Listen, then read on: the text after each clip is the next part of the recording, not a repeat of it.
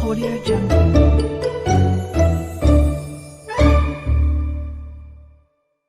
वैसे भी आप मेरी सुंदरता के बारे में समझ नहीं पाओगे। सुरेश अभी अभी कॉलेज से निकला ही था कि उसको एक बड़ी सी एमएनसी कंपनी में नौकरी मिल गई। उसके पिताजी को देहांत सुरेश की 2 साल की उम्र में हो चुका था। सुरेश को केवल उसकी माँ ने ही पाला पोसा था, बस यही उसका परिवार था। अब उसकी माँ की खुशी का ठिकाना नहीं था। आखिर उसकी वर्षों की अथक परिश्रम का फल आज उसको प्राप्त हो चुका था। इस खुशी के मौके पर सुरेश की माँ ने सारे मोहल्ले में मिठाई बांटी। सुरेश की माँ का नाम शीला देवी था। शीला को हर कोई बधाई दे रहा था। सिर्फ शीला ही नहीं बल्कि सारे गांव के लिए ये गर्व की बात थी। सारे गांव वाले इस बात से खुश थे कि सुरेश कामयाब हो गया। अब सुरेश की गरीबी बहुत दिनों तक नहीं रुकने वाली थी और बहुत से गांव वालों की उधारी भी वापस मिलने वाली थी। उधर सुरेश भी अपनी नौकरी को लेकर बहुत उत्सुक था। उसके बहुत तो नहीं लेकिन जितने थे चुनिंदा दोस्त थे, वो दोस्त जो उसके दुख में भी शामिल होते थे, सुरेश ने उन्हीं दोस्तों को अपनी खुशी में शामिल किया। सुरेश खूब मन लगाकर अपना काम करता था, लेकिन गांव का था और चालाक भी नहीं था। इसका नतीजा यह हुआ कि उसका काम बढ़ने लगा। हर कोई किसी न किसी तरीके से अपना काम उसको दे देता। सुरेश ठहरा शराफत का पुतला। वो किसी को मना नहीं कर पाता था। यही कारण था कि उसका काम इतना बढ़ गया कि वो परेशान होने लगा। उसका उत्साह और मनोबल अब कमज़ोर पड़ने लगा। ऑफिस में पूरा दिन काम और घर में सबके फ़ोन आते रहते, मानो सुरेश के पास अपने लिए समय ही नहीं बचा हो। अब वो थोड़ा मायूस रहने लगा था। उसकी माँ से उसका यह हाल देखा ना गया। उसने एक दिन पूछ ही लिया। माँ बेटे का वार्तालाप और सुरेश के मनोबल को बढ़ावा। क्या बात है बेटा, आजकल उदास से रहते हो? कुछ नहीं माँ, मैं ठीक हूँ। अरे बेटा बता, क्या बात है? कुछ नहीं माँ, बस ऑफिस की वजह से थोड़ा परेशान हूँ। ऑफिस में ऐसा क्या हो गया बेटा? माँ, हर कोई अपना काम मुझे दे जाता है और मैं किसी को कुछ बोल भी नहीं पाता हूँ। कोई बात नहीं बेटा, तुम जितना कर सकते हो कर दिया करो और बाकी सबको मना कर दिया करो। वो तो ठीक है, लेकिन खुद ध्यान भी रखो। अगर खुद परेशान रहोगे तो उस काम का क्या फायदा? तो फिर मैं क्या करूँ माँ? आराम से काम करो और जितना होता है उतना ही करो। सारा दिन लगातार काम करने का कोई फायदा नहीं। ठीक है माँ। अब सुरेश को जैसे कुछ राहत मिली थी, मिलती भी क्यों नहीं, आखिर शीला ही तो उसकी प्रेरणा का स्रोत थी। अब सुरेश को भी धीरे धीरे दुनियादारी समझ आने लगी थी। उसने भी कुछ हद तक ऑफिस वालों को हैंडल करना सीख लिया था। एक दिन सुरेश जब घर पहुंचा तो उसकी माँ ने उसको बुलाया। बेटा आज का दिन कैसा रहा? ठीक था माँ। तेरे फूफा जी आए थे, तेरे रिश्ते की बात कर रहे थे। अगर तुझको कोई लड़की पसंद है तो बताओ। अरे माँ, कैसे बातें करती हो? मुझे पढ़ाई करते समय इतना टाइम ही नहीं मिला कि मैं ये सब सोच पाऊँ। तो फिर उस लड़की को देख लो, अगर पसंद आए तो बात आगे बढ़ाते हैं। बहुत दिनों से तेरे फूफा पूछ रहे थे। माँ, आप देख आओ, अगर आपको पसंद है तो ठीक है। नहीं बेटा, उम्र तुमको बितानी है, तुम्हारी पसंद होना ज़्यादा जरूरी है। अरे माँ, आज तक कोई गलत चीज़ आपने मेरे लिए पसंद की है जो ये करोगे? बल्कि मेरे लिए क्या अच्छा है आपको ज़्यादा पता है। शीला ने सुरेश को सीने से लगा लिया। उसकी आंखों में आंसू थे। ये आंसू खुशी के थे कि उसका बेटा उस पर कितना भरोसा करता है। खैर, अगली छुट्टी के दिन शीला सुरेश उस लड़की को देखने गई। लड़की बहुत सुंदर थी। उसका नाम रेखा था। उसका परिवार भी शालीन लग रहा था, तो शीला को रिश्ता अच्छा लगा। उधर सुरेश को भी लड़की पसंद आ गई। रिश्ता पक्का हुआ। कुछ समय के बाद दोनों की शादी हो गई। दोनों परिवारों में खुशी की लहर थी। शादी को 3 महीने बीत चुके थे। सब ठीक ठाक चल रहा था। एक दिन रेखा मौसी उससे मिलने आई। शीला ने उसकी आवभगत में कोई कमी नहीं छोड़ी, लेकिन उसके तेवर कुछ अलग ही थे। शीला को कुछ अटपटा सा लगा। लेकिन शीला ने सोचा कि ये तो रोज़ रोज़ आ रही हैं। यही सोचकर उसने बात को अपने दिमाग से निकाल दिया।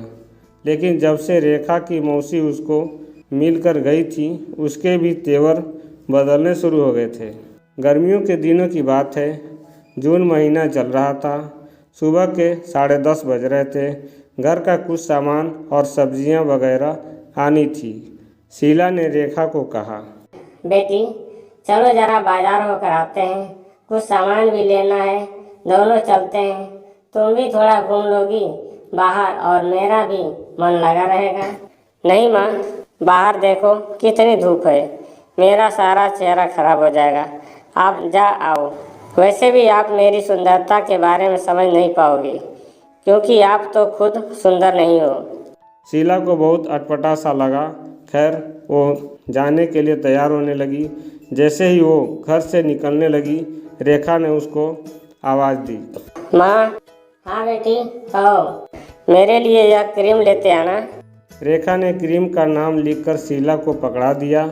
शीला उसको लेकर चल पड़ी। शीला पैदल बाजार की ओर निकल पड़ी है। पैसे बचाने के चक्कर में शीला पैदल ही जाती है। पैसे बचाने की उसकी पुरानी आदत थी। वो बाजार में पहुंचती है। पहले को अपनी बहू के लिए क्रीम खरीदने का फैसला करती है। शीला कॉस्मेटिक की दुकान पर पहुंचती है।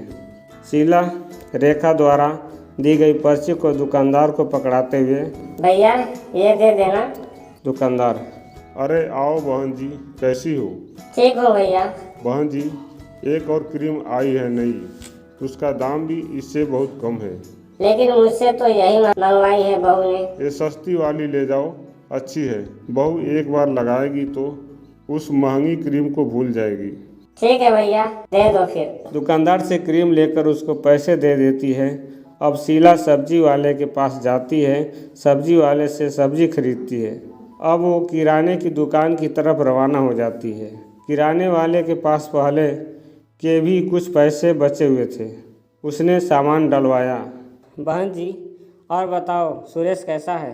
ठीक है भैया, आपकी दुआ से। और बहू?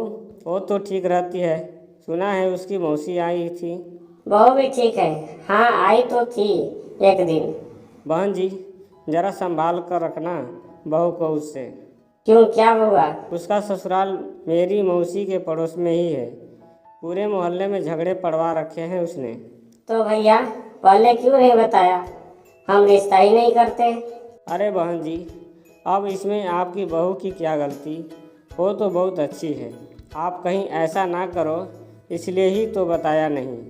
और वैसे भी आपको उससे क्या लेना, बहू ठीक होनी चाहिए। बस उसको थोड़ा बहू से दूर रखना। पता चला उसकी बातों में आकर अपना नुकसान कर बैठे। उसकी बातों में तर्क तो था। हाँ भैया, ये तो ठीक कहा तूने। चलो अब ध्यान रखूंगी। अब ये बताओ कितने पैसे हुए? पैसे कौन सा भागे जा रहे हैं, 2000 ही हुए हैं। बाद में दे देना अगर नहीं है तो। नहीं भाई, वो बात नहीं है। ये लो 3000 काट लो। अरे 2000 ही हुए। लेकिन 1000 पिछले भी थे ना। बहन जी, सच बोलूं, मुझे तो याद भी नहीं था। लेकिन मैंने तो देने थे, इसलिए मुझे याद था। इसलिए तो आपसे पैसे लिखता नहीं कभी, आप खुद ही दे देते हो। चलो भैया, आपकी मर्जी। अच्छा, अब चलती हूँ। अरे धनिया, बहन जी का सामान गाड़ी में रखो और घर छोड़ आओ। ठीक है। वहाँ पर काम करने वाले व्यक्ति का नाम धनिया था और रिक्शा भी चलाता था। धनिया सामान रिक्शा में रखता है और शीला को उसमें बिठाकर चल पड़ता है।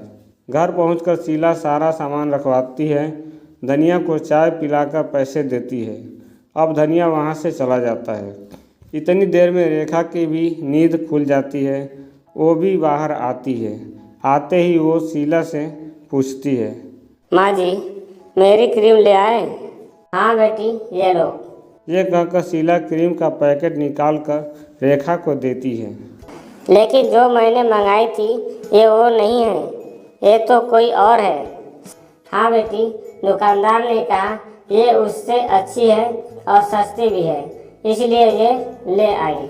अरे माँ जी, आप खुद तो सुंदर हो नहीं, आप क्या चाहते हो? मैं भी आपकी तरह हो जाऊं? अरे बेटी, कैसी बात कर रही हो? क्या हुआ अगर मैं सुंदर नहीं हूँ तो? मैं भला तुम्हें क्यों बदसूरत लगने लगी? अगर ऐसा नहीं होता तो आप वही क्रीम लाती। आप क्या समझोगे गोरे रंग को? बहू की बातें सुनकर सासू बहुत दुखित होती है और घर में जा कर के रोने लगती है। दोस्तों, कहानी आगे बहुत ही इंटरेस्टिंग होने वाली है। अगला भाग जरूर देखें। वीडियो अगर अच्छा लगा हो तो वीडियो को लाइक करें, चैनल को सब्सक्राइब करें और बेल वाले आइकन को जरूर दबा के रखें ताकि आपको ऐसे ही अच्छी अच्छी कहानी सुनने को मिलती रहे। वीडियो देखने के लिए बहुत बहुत धन्यवाद। आपका दिन शुभ हो।